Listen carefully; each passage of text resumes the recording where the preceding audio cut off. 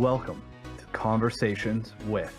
On this show, my guests and I explore the bumps and triumphs of their journey to extract the gems from their experiences, because success leaves clues, and today we turn those clues into billboards for you. I'm your host, Gene Bernier, founder of Peeled Back, speaker and co-active coach, guiding leaders to pursue a life worth living.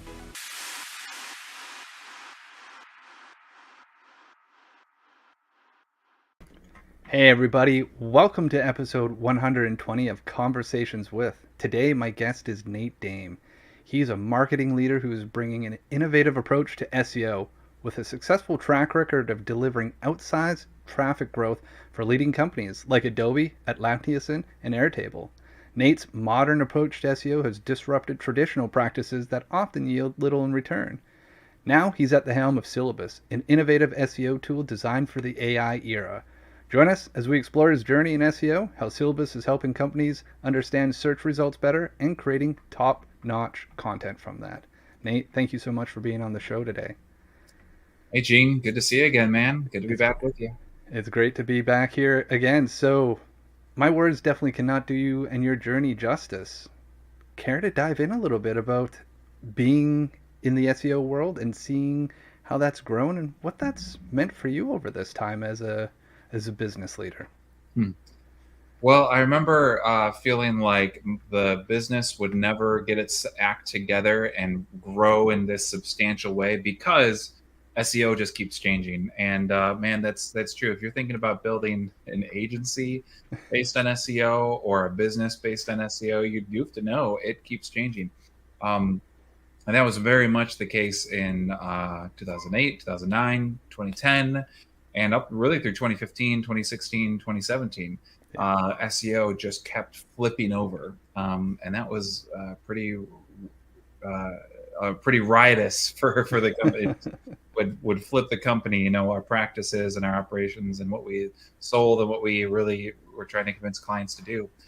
But things stabilized significantly, and we were able to build a practice and a framework that worked continuously, kind of got ahead of this kind of ever-ending churn of algorithm updates and got substantially ahead of that in a really meaningful, very white hat way. And once we kind of saw that was the light at the end of the tunnel for our operations, for what we sold, and the business was able to congeal around that. And it's been good. So it was pretty interesting for a while, having to just constantly reinvent yourself. But you can't make a business when you're constantly reinventing. So we're able to find a solid foundation, and we've been building on that now for quite a while. Right. Well, let's dive into that little bit about that time of reinventing. Is like, it can be very rewarding for the learnings you take out of it, but there's also a component that it's like, back at zero again. We just got some progress.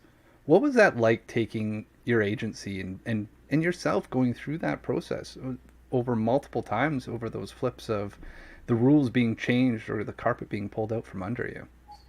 Well, as an entrepreneur, I mean, part of the reason a lot of people are entrepreneurs is they like building from 0 to 1. Yeah.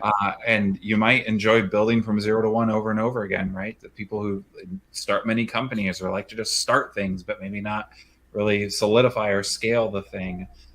So that was certainly exciting for me for a long time. And for the team that I had at the time, we enjoyed the flexibility or the dynamicism that it required of us. And the team members that were in my company at the time, I think really reflected that dynamicism, that we had to really be ready to change and really craft very unique programs that were every aspect of them was unique. Sometimes they looked entirely different as we worked with companies. But as we found that we were able to congeal around a set of practices that were really valid, really valuable, predictable, reliable, scalable growth that really worked time and again.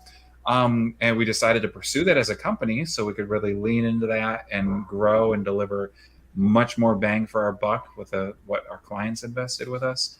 We saw some of our team really miss the ever-changing nature of things. And we never had team members like our team members leave in frustration, but I did see some of them pursue other opportunities because they wanted to have a much more of a just an open playing field to just explore, grow, or lead their own, teams or departments or marketing efforts for companies as their own career developed. So really saw the team kind of change a lot.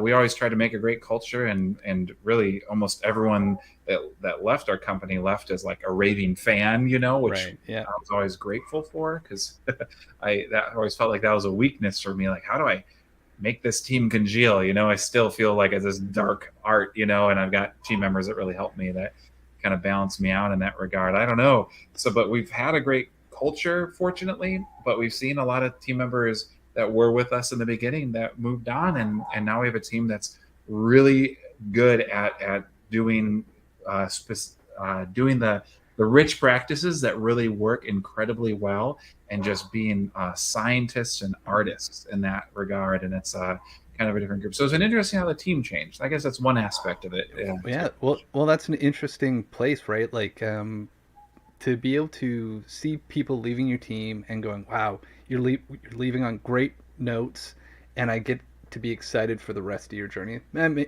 that's what I'm filling in here. Is what I'm hearing from you. Is like there's a sadness that you're going, but like I, I really hope you're doing something great. Like that's an important perspective for CEOs to have. Was that something that came natural for you, Nate? uh, it's always tough to see a team member move on, because obviously they've invested a lot with the company, and I've invested in them, and the leadership here has invested a lot of them in them. But at the end of the day, I tell new team members, like, look, I'm interested in your career growth, and interested in you being your best self. We're using a new HR review platform now, and actually the reviews, they call them their best self reviews. It's so well set. Like, we're interested in you becoming your best self, and Yes. that means you're going to advance to a position that maybe we don't have available, or maybe you're going to find that your career trajectory is bringing you to the next step that's going to make the most sense at a different organization.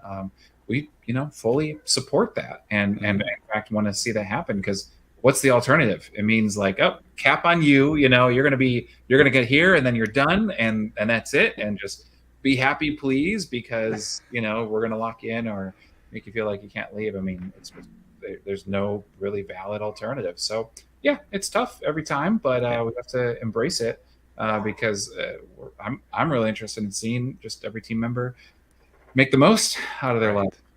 Right. And I think it's as well, like another reflection upon that is like as your company shifted from being scrappy, having to reinvent itself on a regular basis, to being able to finally find a foothold to go, this is where we can grow. Like we've done enough learning. We know now how to apply this repeatedly. Those are like two different companies. And as those grow, like there's certain people that aren't the right fit for that. They're not getting to be their best self, and others who've yet to be met are coming and going, that's exactly what I'm looking for. Yeah, certainly. And then being able to shape that team and grow it around that product is can be an exciting time. Yeah, yeah, it has been for us. We've seen the product, if you will. I mean, Profound Strategy is a services company. We're an SEO growth partner. We do services. We're embedded with teams, doing programs to drive growth, and that's like, hands on, right? And Yeah. it's a lot more work to bring on a new team member that you can trust to just jump into a client relationship and do really well and represent the company, and it's a lot more work.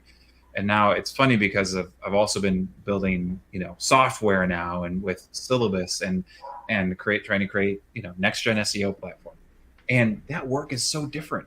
I mean, it's just so different, because we get to like build a team, and I get to invest in team members just as much over there, but the team and we are creating software, and it's just amazing to compare the two, and just how different they are. I always imagined that it would be about the same, like, oh, any other company, but boy, every company, it's very different to get the right team members, and help them contribute to the mission of the organization. It's so different for every organization, and it's made me give less advice to other leaders, because I'm like, it's probably going to be very different for you. What's going on in your life? Well, I think that's an interesting reflection, being in a position where you've got two companies that you're running going, yes, my role as CEO is technically the same title, but the experience within those two are wildly different for how they serve, the culture that they're growing, and the outputs that they're both producing. It's fantastically different, and you could probably say, sure, it's going to be different building a software organization versus building, a team of professionals providing services. But I'd say it goes all the way down to uh, every aspect of the job. I mean, aside from cores like leadership and communication, every aspect of the job is so different. So Yeah. it's meant I get to keep learning. So I'm all for that. Well, what are you seeing as the commonalities there? Like leadership and communications actually been the communications come up in the last four episodes I've had now with leaders talking about how communication is actually a huge component of the doors that they've opened and the ability to grow and mature teams along the ways. Mhm. So how is that place of communication? Because obviously your job is creating content, which is about communication in the written form. How are you finding that translating that evolution over your years with Profound and now with Syllabus? I think that I think the first order of business is clarity of thought and clarity of purpose and mission, vision, and goals and objectives. If as a leader you need to understand where you're going, and you have this picture of the envisioned future and our path to get there, and that's constantly changing and tweaking, sometimes dramatically, and you just got to embrace that change, and you're charting a course to a this future endpoint, Yeah.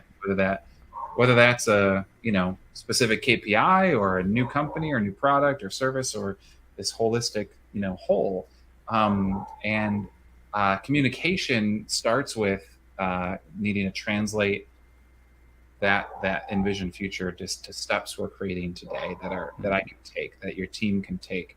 And it's incredibly easy to communicate um, uh, in a really unhelpful manner, right? To communicate a lot that's just very unhelpful. Right. I get to watch this happen, and I've for years now.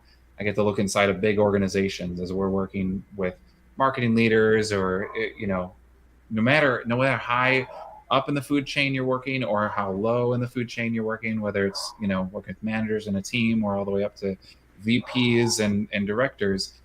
um, we look into a lot of organizations, and the bigger it is, the tendency is that the communication that our contacts, that the people we work with, the communication they get from leaders, it tends to be very unclear, and a good Mm. portion of their job is interpreting what they're supposed to be doing, interpreting the impact they're trying to have, Yeah. and negotiating that, and just getting in political debates about who's doing what, why, when, and where, and how, and then we have had the chance to work with a handful of just exceptional organization that do this so well, and the difference is dramatic because in those cases, clients come to us and say, look, well, here's what we're doing, here's what we hope to be in 3 months and 6 months and 12 months. What do you think can happen? And we can say, great, we can hit this traffic goal, that traffic goal, this conversion goal, this lead goal, whatever it might be, and here's a time frame for that. And they can tell us, yep, we can hit that, or that'll work, or it won't. And here, and then great, we Right. build the plan, execute the plan, and everything's going back to those goals. And we're able to accomplish 2 or 3 or 4 times more with a tenth of the effort, it seems like, and a tenth of the effort for our clients. And so it's amazing. I'm absolutely floored at the difference between those types of organizations where there's 10 times the effort sometimes, where leadership communication is unclear and poor. There's a massive amount of time and effort wasted just in trying to interpret leadership's direction. So Right. that's not really actionable. How do you take action on that? Well, you really need to think very clearly about, like, what am I doing? What am I communicating? And is that something my team can take action on and contribute to today, tomorrow, this week, next week? I think that's a powerful place, but this idea of interpretation as being like an Achilles heel to forward action, and the more that you have to interpret, people are left to interpret, left to negotiate, is like you're taking potential effort away from working towards a goal. And how do you then bring, as a leader, the idea of like, ooh, are my people having to negotiate, interpret the direction that I'm giving them? And how do you kind of metricize that, or at least socialize that, so your team can go, we are working towards removing that because that's what's going to allow us to actually compete with our competitors if we're going to be losing towards ourselves through this place of lack of clarity and lack of direction. Every one of those steps slows us down in not a fun way. Right. Yeah, and it's I mean, it's a careful balance, right? You might think that you don't want to be too clear or too concrete with the direction you give your team because you want them to be able to, you know, uh, you want them to be able to decide or interpret or have creative license, right? And so you might want to let them kind of discover for themselves what's happening, and there's certainly and what they should be doing, which I completely agree with. But at the same time, if they're also interpreting the outcome of their work, I think that's where problems begin. If you're leading a team, let's just say if it's a small business leading a team, or if you're leading a team within an organization, I think the outcome of their work should really be crystal clear. And that's something that you can discuss in detail with your team and get their feedback. But once that's decided, I think the outcome of their work should be really crystal clear. There should be no question about what they're working towards. That outcome should be very clear. And then a team can, and any individual can certainly innovate their way towards that outcome. But the reason that outcome matters is because whether it's a small business of one team or you're an organization with many teams, it's that outcome that impacts the business. It's that 100%. outcome that other teams depend on and will interact with. It's not what leads to that outcome, but it's that outcome that other teams are going to depend on and that your business is going to depend on to move your business forward. So I think it's really powerful to give individuals and a team creative license to accomplish a thing, but at the same time, there really must be just clear alignment and clear decisions on what the ultimate goal of the week, the month, the year is trying to accomplish. Yeah, and hearing that idea that the outcomes are the conversation in between the teams or the conversations between the company and the client, whereas the actions that go into accomplishing them aren't so much. That's not like the language that they're looking to speak. They're looking to speak about the outcomes. And if everybody can go, yes, we're going to this direction, there's a component of trusting people, saying we've hired the right people that we know that they will get to here because we're all agreed on what our true north is right now, and we can all figure out how to get there together versus managing or micromanaging the tasks and the actions, going, are they doing the right things? Well, if you have to ask that, maybe you don't have maybe there's a lack of clarity around what that actual outcome is. Sure. Yeah, it gets even it does get more complicated because there are certainly best practices. There's better ways to work. There's more efficient ways to work. We've certainly created systems where we ask our team members to accomplish things by following certain steps and procedures. And I think we've done so in a way that's really not onerous. That's just keeping us aligned so everyone can quickly see who's on first, who's on second, what the status of things are, where they are. So I think that part of leadership, right, is balancing just how much structure we're going to create and how we evolve that structure and how we improve that structure and make that structure good. And if structure that works really well, then maybe you do ask many teams to use that same structure. It's funny that there's a great book called Drive that talks about our motivations beyond money, and one of them is autonomy and another is mastery. And if we really take that to heart, to allow our teams to pursue and everyone that works for us and with us to pursue mastery, that means we really want them to be their best selves, to master the things that they work on, and also have autonomy. That doesn't mean there's no structure, but it certainly means that there's a strong understanding that we're not trying to tell someone, we're not trying to tell professionals and talented individuals to check a bunch of boxes either. Right. And like in autonomy, from hearing the way you're describing it, there's the word accountability kind of comes into that, and ownership of like what they're doing, what you're doing, and what you've agreed on that you're going to be working towards together. And you have a set of processes to create a bit of a repeatable pattern so that there's some consistency in that output. And I'm sure as it sounds like as well, there's a bit of direction and viewpoint going, can we improve this? Which then in itself becomes another outcome to say that nothing within the box is written in stone, but we're understanding how we get here on a consistent basis. Yeah, absolutely. It's very powerful.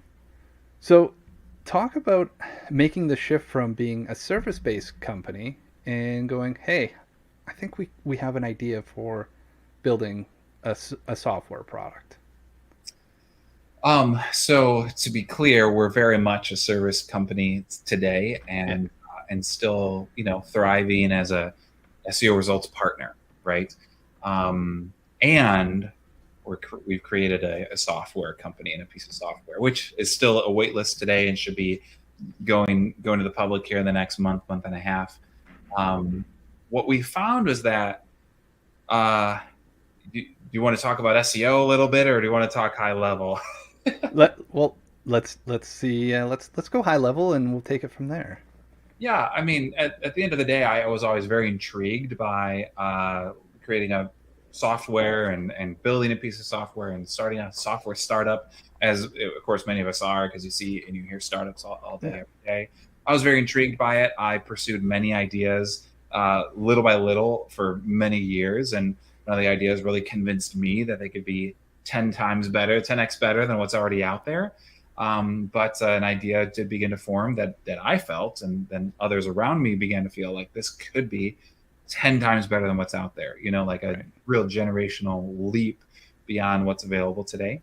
Um, and to be honest, that didn't come out of some startup ideas are formed from just exploring the world and kind of going broad, if you will, and looking at all these areas. For us, it came the startup idea, the software idea came from being very deeply embedded in the world of SEO, because that's all we did. It's been, I think, my 13th year here with Profound Strategy going. So it came from being very deeply embedded in doing many things and spending a lot of time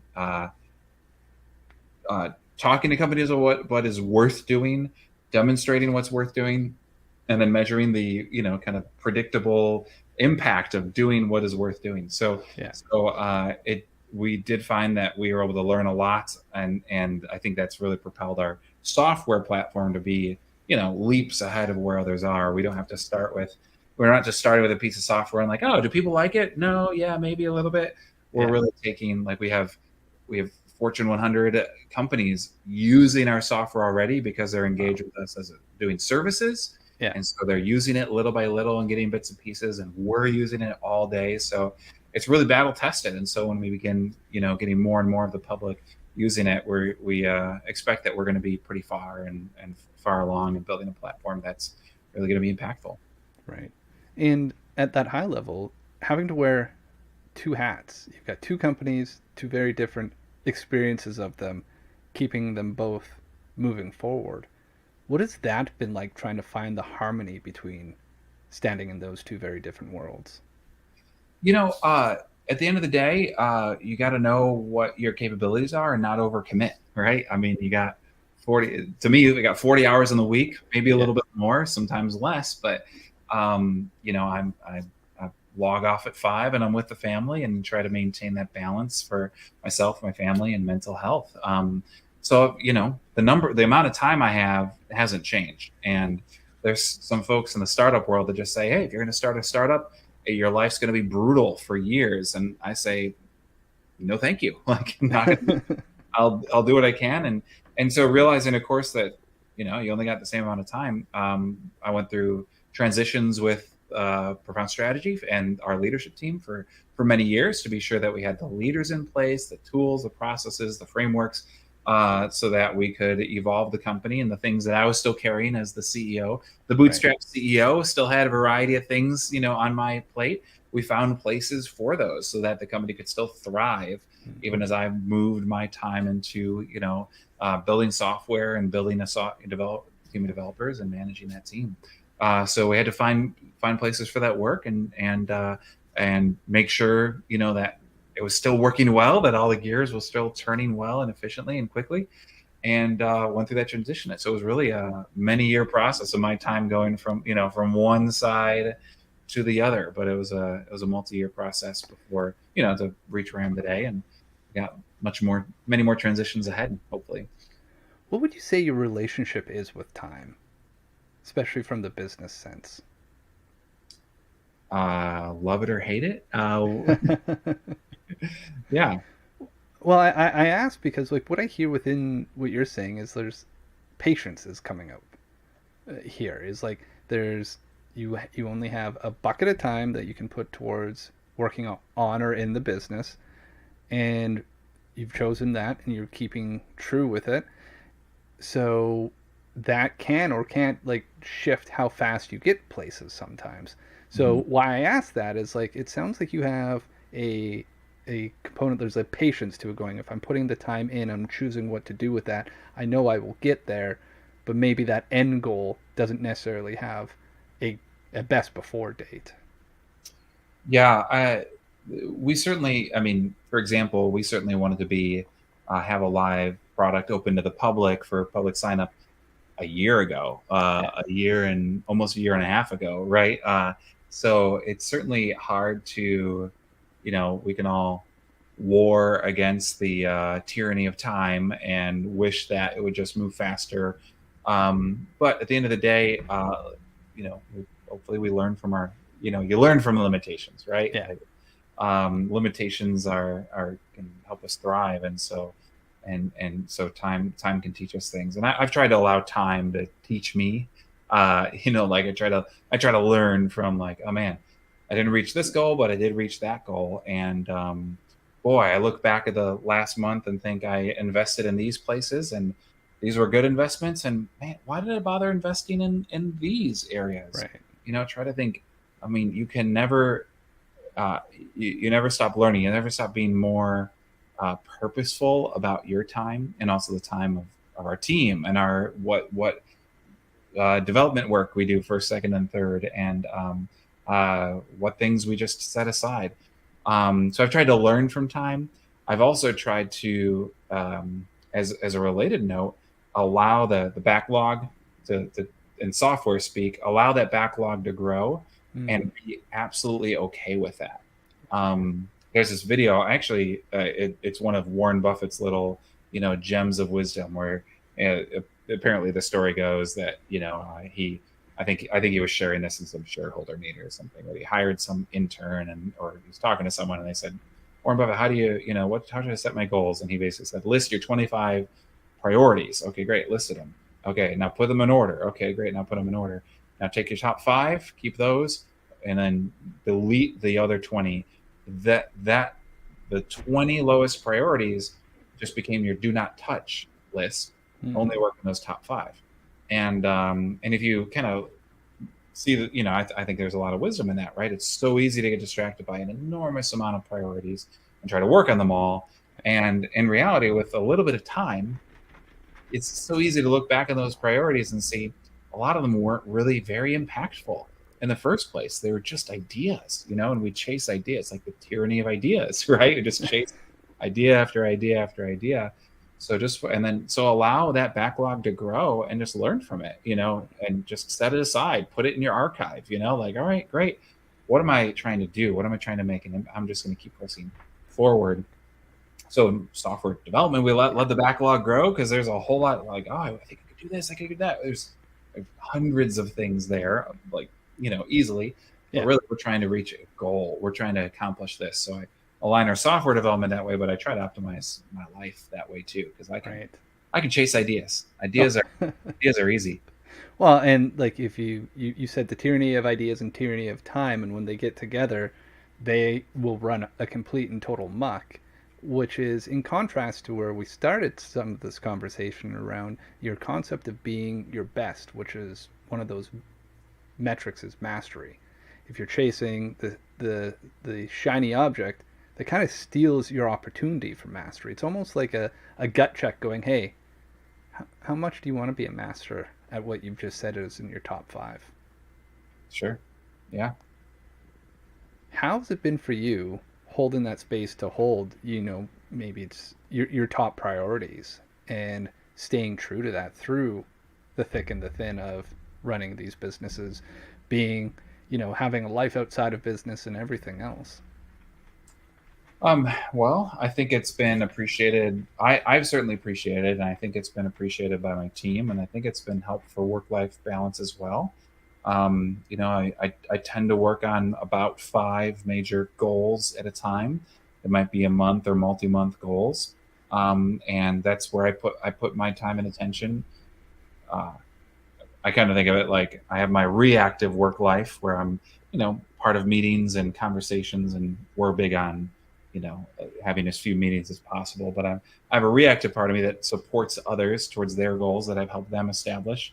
Yeah. And then I have a proactive part of me where I'm working to accomplish these certain goals. It tends to be five or so at a time. And I work on those, and I try really hard to not work on other things so I don't get distracted. And I've been using a neat tool that lets me record my progress in each goal every month, and then that can get shared out with anyone who subscribes to that. It's one of Atlassian's tools called Okay. Atlas. It's pretty neat, and so I'll update every month, and so that accountability has also been really powerful. Mm. Sometimes I have a goal that has no followers, like no one's watching, but still having to update that every week and report on what I'm doing, that act of accountability is incredibly powerful for me to stay focused. Because then Monday comes and I'm like, well, I've got to make progress on that. Maybe one goal I didn't work on it one much last week, so I'm going Right. to really work on that this week. So I try to bring accountability to that because as the leader, it's easy to say like, no, no, no, no, I'm working on what I want to work on. Maybe you're just chasing ideas, Yeah. like maybe you're just chasing every idea that comes to mind. And so I really would try to invite feedback, and as I set my goals, my priorities, invite feedback into that as well, because I really want to be sure that the very limited time I have is going towards the right thing. I remember hearing HubSpot's CEO, I forget the guy's name right now, unfortunately, but he stated a similar idea, and that was really inspiring for me. Where each quarter he sets his goals, and he really has to say, he just says no to everything else for that quarter. He'll kind of put it on his list and maybe think about it for next quarter, but every ask he gets, like, hey, can you work on this? Can you work on that? Can you, for him to work on, he'll say, no, I won't take any of that on. I've got my priorities for the quarter. I'll consider it for next quarter, but I'm gonna get these done. Because if I don't, like, the quarter's gone, and there you go.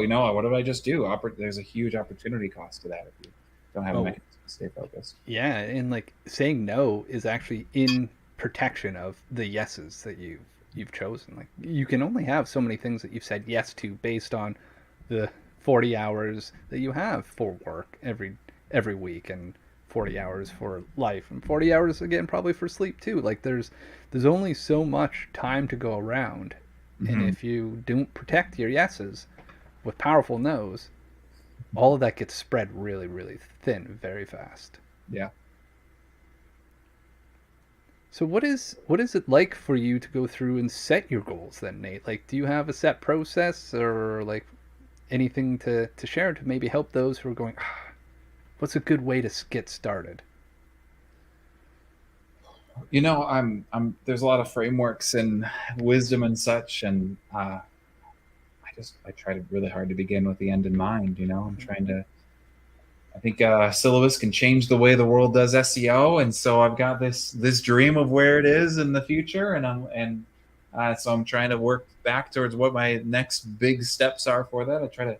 I do try to visualize what those major milestones are going to be, and then work backwards towards the things I can do today, and try to get down to a clear visualization of where we can be in the future that I can really clarify, and then set projects and goals, and to reach that. So recently I've started to Amazon is famous for one of their leadership principles is before they start a new product, they'll write the press release for that product before they start working on it, whether it's a new technology product or subscription or whatever product within the Amazon ecosystem might be. They'll Yeah. write the press release at the beginning of, and if that press release isn't exciting enough for the leaders and decision makers around it, they might scratch early. But it also aligns all the work to saying, "Here, here's what we're trying to accomplish." And so I've been trying to do that as well, writing even a months in advance our announcement blogs of what's happening and what we can say.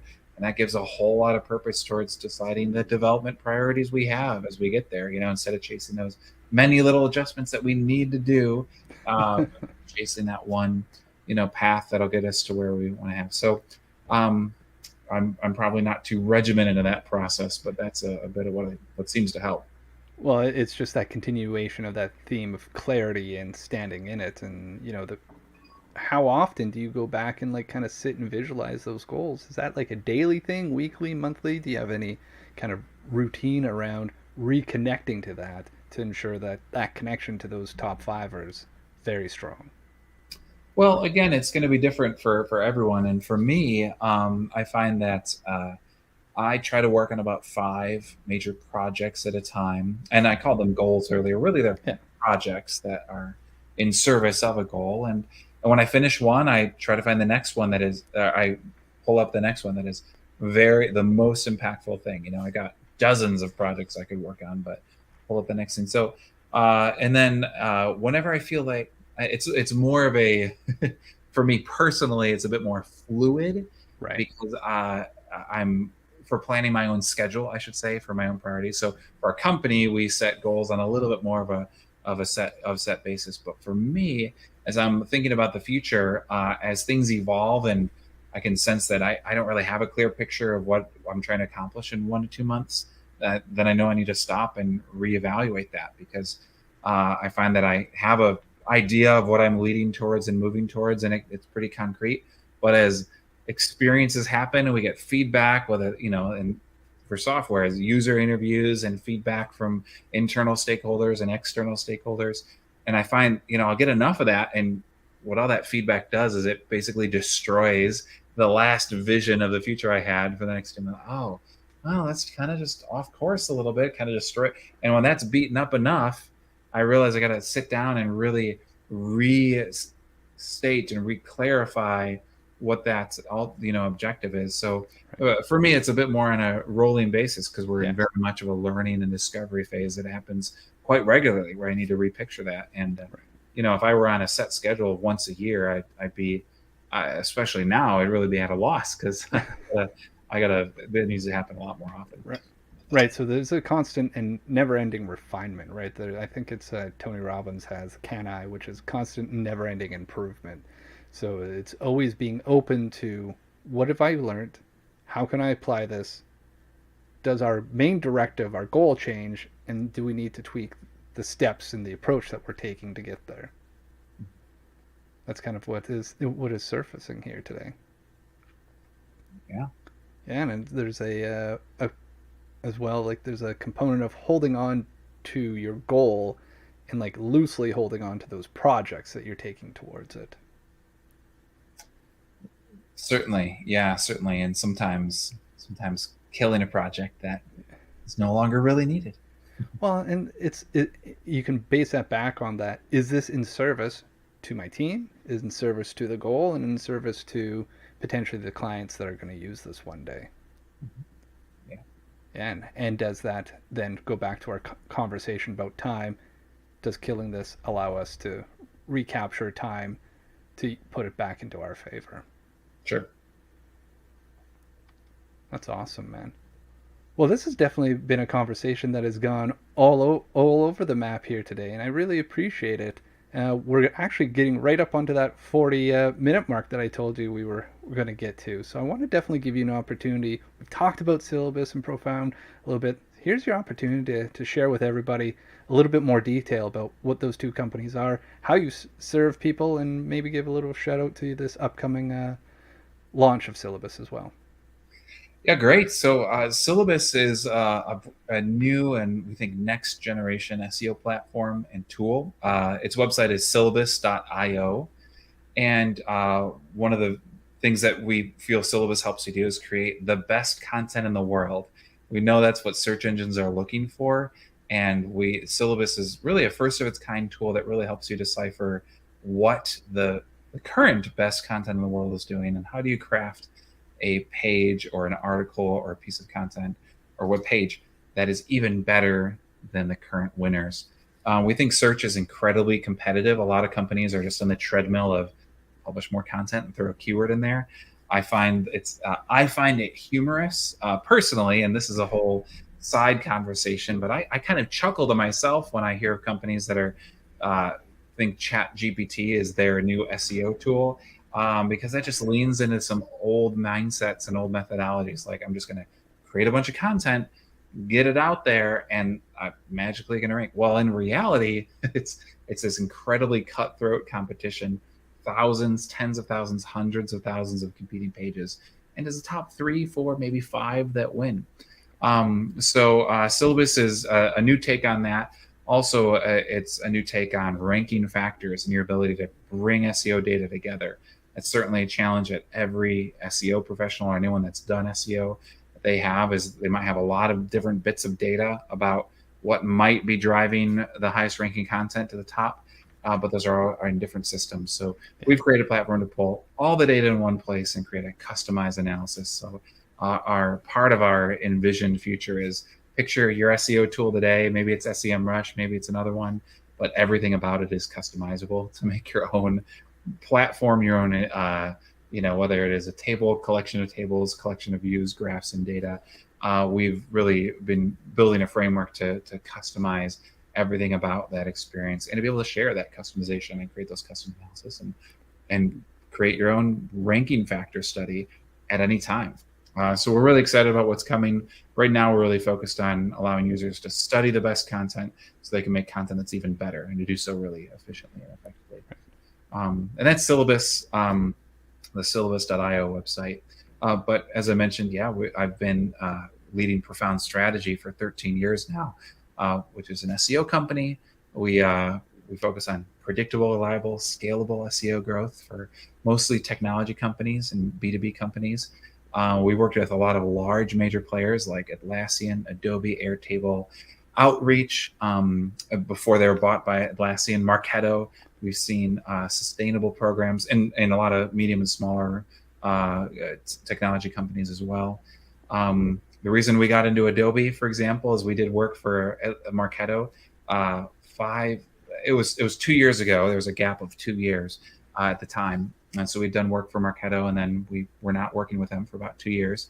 They, at that point, had become acquired by Adobe. Adobe said, hey, is there an SEO program in our B2B space that's actually working? They found our program and our material still driving the majority of their non-branded traffic. Oh, wow. At Marketo, and that opened the door for us to now serve a large portion of Adobe's business units, which is really exciting. So we've seen a program really work very well, very reliably and predictably. And so that's been a lot of fun. And so we're excited to take all that and apply it to Syllabus as well. That's awesome.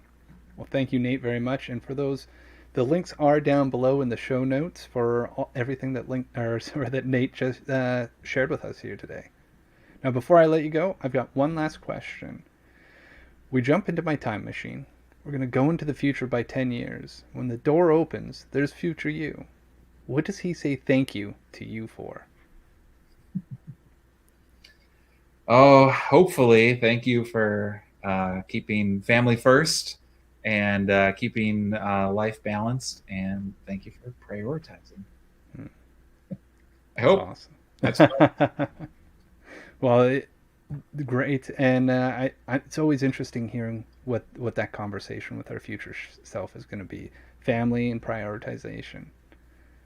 And to everybody else that's been watching today, thank you so much for watching episode 120 of Conversations With. We'll be back next Wednesday with another guest. Until then, check out your prioritization and get right with time. Mm-hmm. Thank you again, Nate, and we'll talk to you all later. You bet.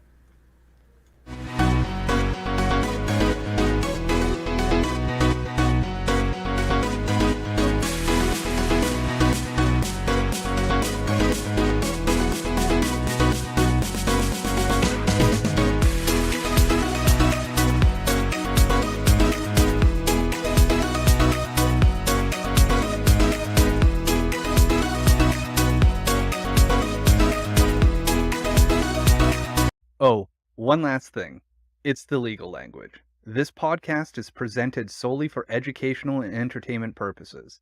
It is not intended as a substitute for the advice of a physician, professional coach, psychotherapist, or other qualified professionals.